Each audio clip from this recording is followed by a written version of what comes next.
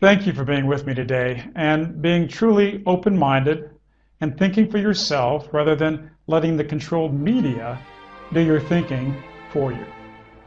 My friends, we're at the edge of disaster. Every day we're a little closer to catastrophic war with Iran.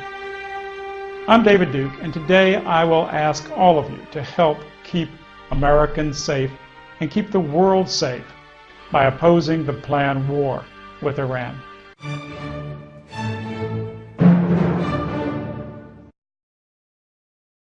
A war with Iran would throw the world into unprecedented violence and terror, and surely it would lead to $5 or $10 a gallon gas prices and economic depression and dislocation in America and all over the world. This war is being promoted by Israel and Jewish extremist power in politics and media in both America and Europe. The Zionists just released a new video called Keep Israel Safe. It wants America to go to war against Iran. And this is my response to that video, and it's a plea to keep Americans safe and keep the world safe. I don't want to see Americans or anyone else dying for Israel's warmongering. In 2003, Israel's biggest enemy was Saddam Hussein. The Zionist influence in media and politics, such as Jewish extremists Richard Perle and Paul Wolfowitz, the architects of the Iraq War, told us that Iraq had weapons of mass destruction and was a threat to America. So we went to war.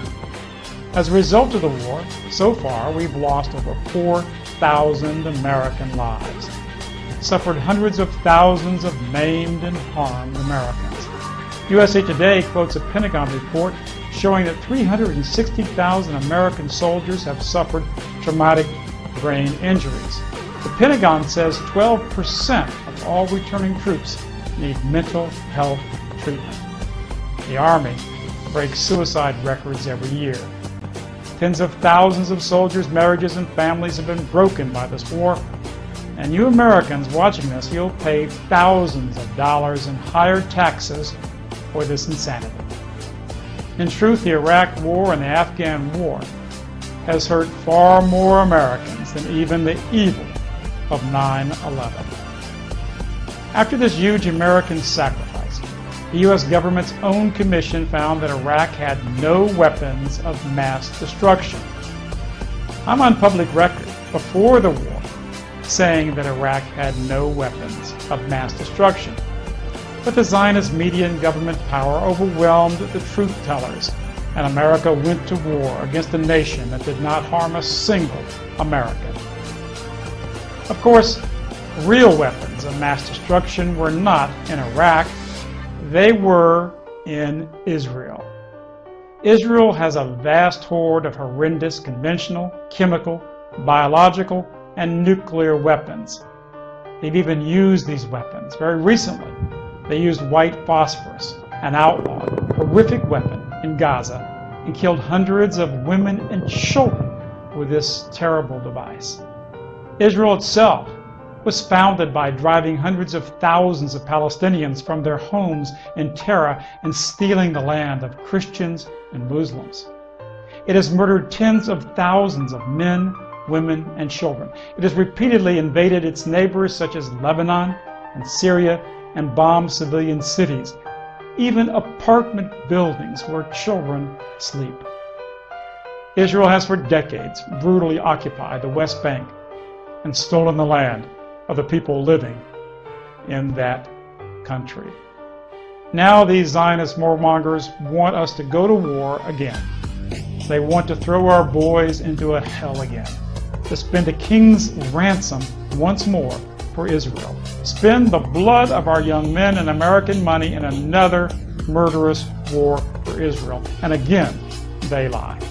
They say that Iran has a nuclear weapons program. Well, even if that were true, Israel already has an arsenal of 200 nukes. But our own American Intelligence Service issued a report last year that says there is absolutely no evidence that Iran has a nuclear weapons program. The lying controlled media has repeated 1 million times that Ahmadinejad threatens to wipe Israel off the map. He vows to destroy Israel. Quote, wipe Israel from the pages of history. Wipe them off the map. Well, I was 20 feet from him at an international conference in Tehran when he was so quoted. His actual words in his own language, Farsi, were that he believed that the passage of time would cause the Zionist regime to pass away just like the Soviet regime fell in Russia. He specifically used the word regime to describe the Zionist regime. Ahmadinejad never even used the word map or threatened to wipe out Israel at all. In the same speech, he said that civil and human rights of all people, including Jews and Christians and Muslims, must be respected.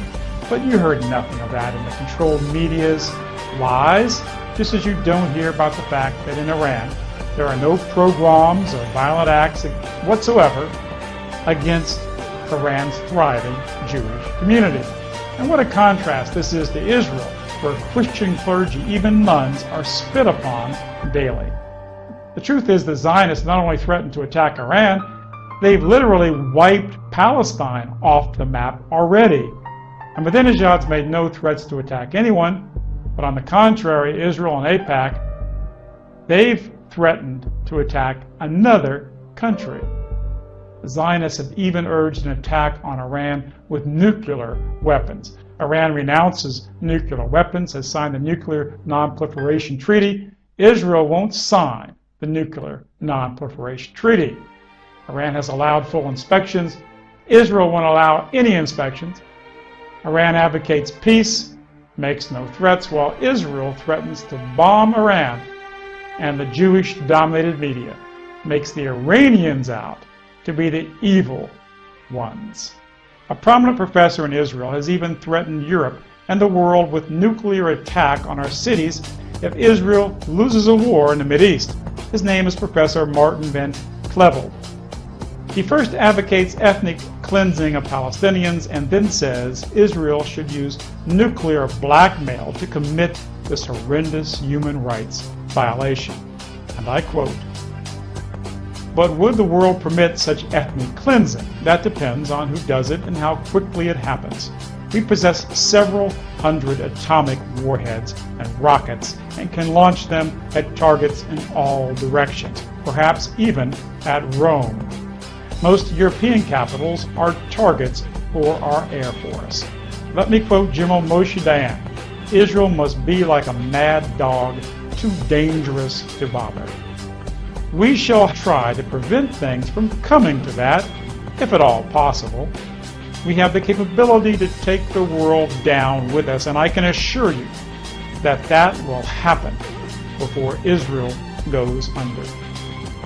Here's a prominent Israeli advocating threatening to murder millions of innocent people of Europe, and the media calls the Iranians crazy. Seymour Hersh, a respected Jewish writer for the New York Magazine and author of the book The Samson Option, quotes a former Israeli official saying, quote, "We can still remember the smell of Auschwitz in Treblinka. Next time, we'll take all of you with us." Imagine for a moment if any Iranian official threatened to nuke European cities if it were defeated in war. I ask you, who are the real extremists, the real terrorists? Iran has not waged war and terrorism on its neighbors, has not killed tens of thousands of civilians, it has not stolen and occupied other people's lands. What nation is the real threat to Mideast and world peace? A war with Iran would unleash hell on earth.